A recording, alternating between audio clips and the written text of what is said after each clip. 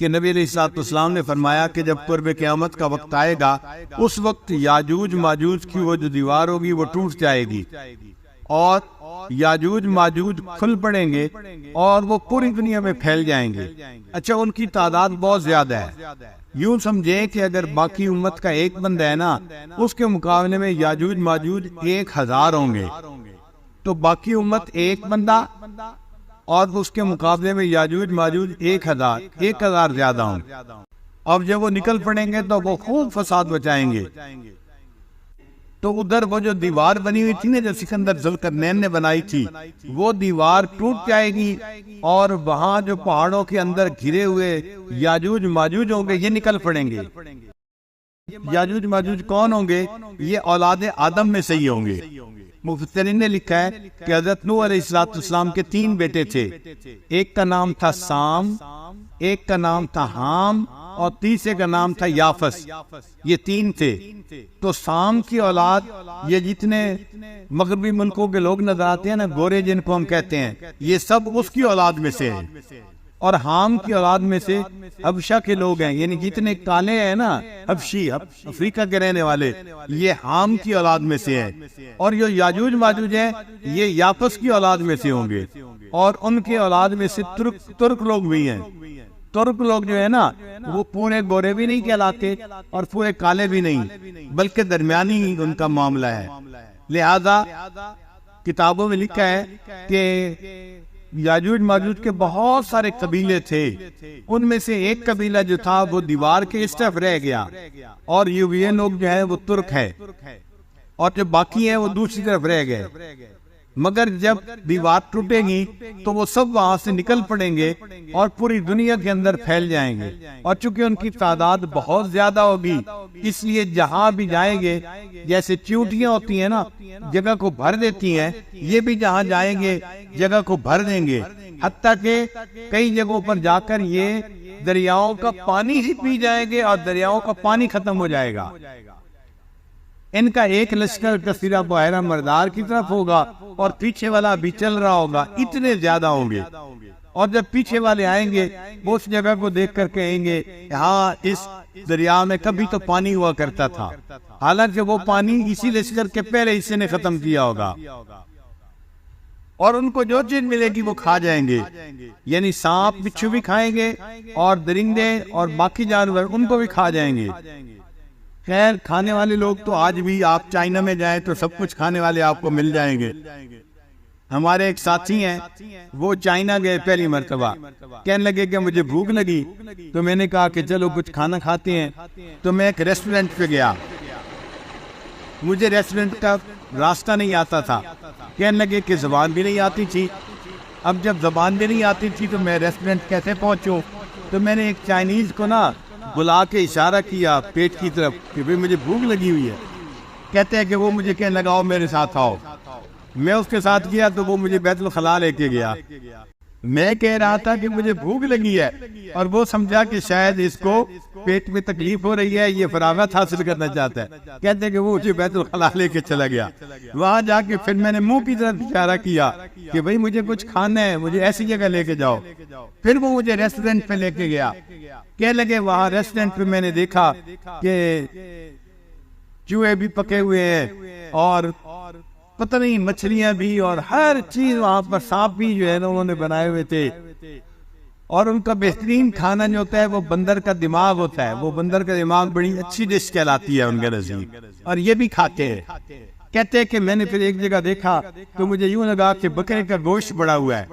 تو میں نے کہا کہ اچھا میں یہ کھا لیتا ہوں. تو میں نے چائنیز سے پوچھا کہ بھئی یہ کس کا گوشت ہے؟ میرا خیال تھا کہ یہ بتائے گا کہ یہ بکرے کا گوشت ہے. کہنے لگے جب میں نے اس کو پوچھا تو آگے سے وہ کہنے لگا وہ پتہ چلا یہ کتے کا گوشت تھا جو اس نے پکایا ہوا تھا. تو ایسی بھی قوم ہے جو کتے کا گوشت بھی کھاتی ہے، جو چوہے بھی کھاتی ہے، سانپ بھی کھاتی ہے، بندر بھی کھاتی ہے. تو ایسے گوشت کھانے والے قومیں تو آج بھی دنیا میں موجود ہیں. اور یاجوج ماجوج تو ہر چیز کو کھا جائیں گے، لکھا ہوا ہے مفسرین نے.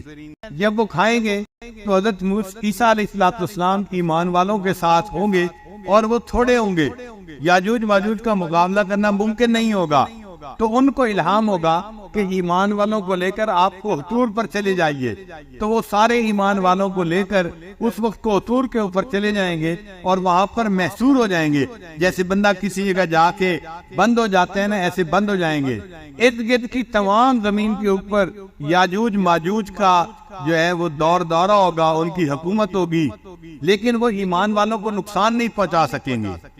اللہ کی شان دیکھیں کہ جب وہ پوری دنیا کو ایک طرح سے فتح کر لیں گے نا، تو پھر یاجوج ماجوج سوچیں گے کہ ہم اب آسمان کی جو ہے نا مخلوق اس کو بھی فتح کرتے ہیں. ان کے پاس تیر ہوں گے، وہ تیر چلائیں گے. مفسرین نے لکھا کہ ان کے تیر جو ہوں گے وہ خون میں ڈوبے ہوئے واپس آئیں گے. جب واپس گریں گے تو یہ محسوس ہوگا کہ جیسے کسی کو لگے ہیں اور واپس آ کے گرے ہیں. مگر وہ جو خون ہوگا وہ ایسا ہوگا کہ اس میں ایک وائرس ہوگی، اور وہ وائرس اس میں پھیل جائے گی یاجوج ماجوج کے درمیان. چنانچہ ان کی گردن کے اوپر کچھ گلٹیاں بننی شروع ہو جائیں گی، اور اس کی وجہ سے، وائرس کی وجہ سے یاجوج ماجوج ساری کی ساری قوم ایک ہی وقت میں مر جائے گی. اور وہ اتنے زیادہ ہوں گے کہ زمین کے اوپر چند گز کی زمین بھی خالی نہیں ملے گی، ہر جگہ پر یاجوج ماجوج کی لاشیں پڑی ہوں گی. اب ایمان والے ان کی لاشوں کو اٹھا نہیں سکیں گے تو اللہ تعالیٰ پرندوں کو بھیجیں گے. جیسے گدھ پرندہ ہے نا، مردار کھاتی ہے، اسی طرح بڑے بڑے پرندے ہوں گے، اونٹ کی گردن کی طرح ان کے پاس لمبی گردنیں اور چونچیں ہوں گی.